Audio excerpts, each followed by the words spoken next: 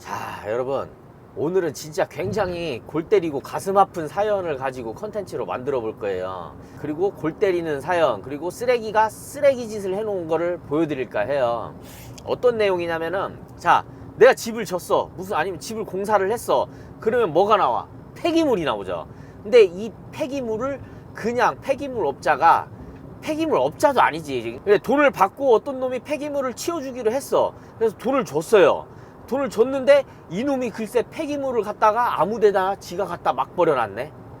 이것 때문에 난리 난 거야. 이게 진짜 배보다 배꼽이 더 커지게 생겼어요. 이게 환경법이 어마어마하게 무섭거든요. 근데 이제 문제는 뭐냐면은, 나는 공사를 하면서 나온 폐기물을 이제 이 사람이 치우기로 해가지고 돈까지 다 지급을 해줬는데, 이 사람이 그렇게 막 무단 투기를 한 거잖아요.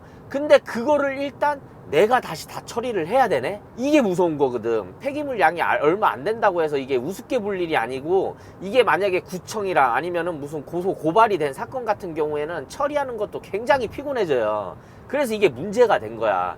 근데 또 이 폐기물 치운 놈은 징역을 가버렸네? 제가 그랬잖아요. 이 환경 쪽이 진짜 무서운 거거든요.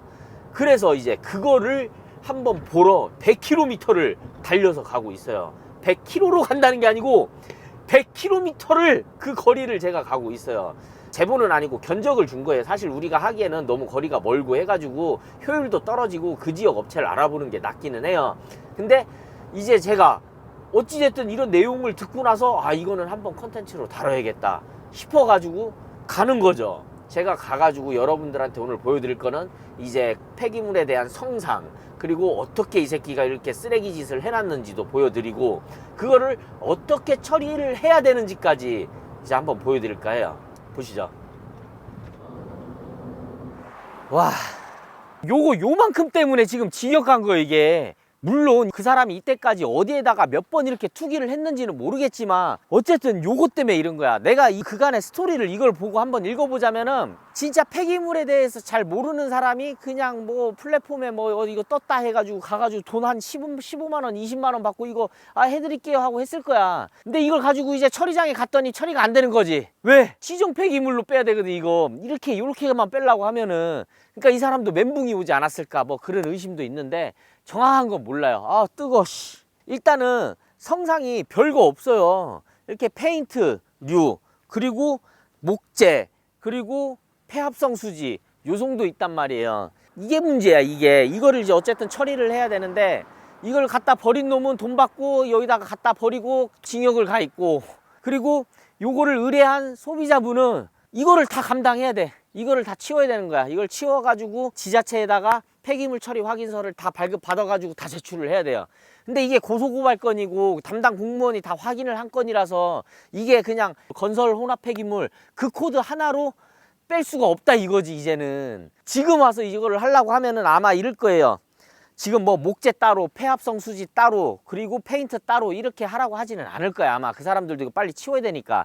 그래서 혼합건설 폐기물 하나, 지정 폐기물 하나 이렇게 끊어야 되지 않을까 싶어요.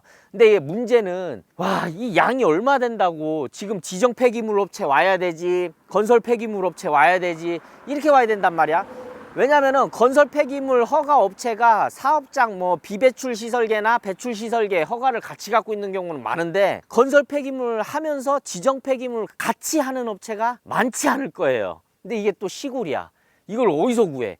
시골에서 저 같은 폐기물 업자가 많은 것도 아니고, 시골은 폐기물 업체가 나같이 이렇게 영세 사업자가 없고 겁내 큰 회사밖에 없어요. 이게 더 문제야. 그 겁내 큰 회사에서 막 25돈 트럭 갖고 와서 처리하겠어? 이거? 못한단 말이야. 그러니까 돈이 얼마야. 나도 지금 여기 100km를 달려서 왔는데 요만큼 건설 혼합 폐기물 한 건으로 처리를 한다 하더라도 이거를 가서 매립장으로 가지도 못해 지금. 이거는 왜냐면은 요거 하자고 우리도 뭐 5돈 차를 끌고 올 거야, 아니면 25돈 차를 끌고 올 거야, 1톤 차를 끌고 와야 되는데, 우리 매립장에 등록된 차량이 1톤 차들은 등록이 안 돼 있어요. 막 5돈, 25돈 이런 것만 등록해 놓고 왔다 갔다 하고 있지. 그러니까 이걸 또 파쇄, 분쇄하는 사설 처리장을 또 가야 되는 거야. 이게 일이 장난이 아닌 거지, 이게. 이거 건설 폐기물 해봐요. 요건데 요거 80kg 나오겠다. 이거 80kg 하는데 돈 100만 원을 받아야 돼. 그렇게 하면은 또 거기에다 이제 그 폐기물 처리 확인서까지 해줘야 되고, 양이라도 많으면은 그냥 올바로에다가 배출 띄워놓고 우리는 그냥 바로 들어가 버리면 되는데, 이것도 그것도 아니고, 아 이 참 애매해. 모르니까 그냥 막 플랫폼들 뒤져가지고 막 이렇게 요거 사진 찍어가 이거 얼마 했을 때 싼 놈이 와가지고 그 사람한테 맡기고, 이런 게 잘못됐어. 이런 게 문제야.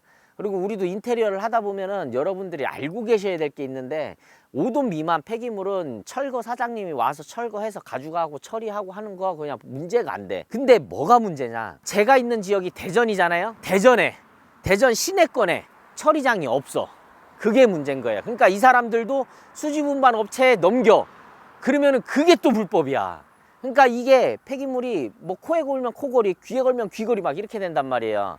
그래서 여러분들이 모르니까 다 이거를 다 덤탱이를 씌워야 되잖아. 버릴 때는 뭐 10만 원이요 20만 원이어서 아예 싸다 하고 줬는데, 이 사람한테 결국에는 이틀 3일 동안 조사받으러 여기저기 왔다 갔다 해야 되지. 이거 처리하는데 돈 100만 원 이상 넘게 또 지출해야 되지. 그게 뭐 하는 짓이냐고. 참, 이 끝매물을 어떻게 줘야 되냐. 그러니까 이게 사람이 아무리 자기 자신이 쓰레기일지라도 양심을 팔면 안 되는 거예요. 이거는 나는 이거 해달라고 해도 솔직히 할 수가 없어요. 내 요거 이렇게 하는데 이 돈을 얼마 받을 것이며, 그리고 또 여기까지 100km인데 왔다 갔다 하면서 또 여기에서 이제 근처에 뭐 파쇄 분쇄장이 없으면 또 우리 거래처까지 또 가야 되는데, 거기를 또 왔다 갔다 하는 그 시간 막 이런 거를 하면은 효율적이지 못해서 저는 못하는 것 같고, 이 근처에 뭐 알아봐 드릴 때 있으면 알아봐 드리든가 뭐 이렇게 해야 될 것 같아요. 근데 나도 대단한 게 요거 한 편 찍자고 100km를 달려왔습니다. 그러니까 여러분들 모르니까 아씨 그럼 어떻게 해야 돼, 그냥 구청이나 이런 데다가 허가 있는 업체를 물어보면 돼요. 그냥 거기에다가 맡기면 돼.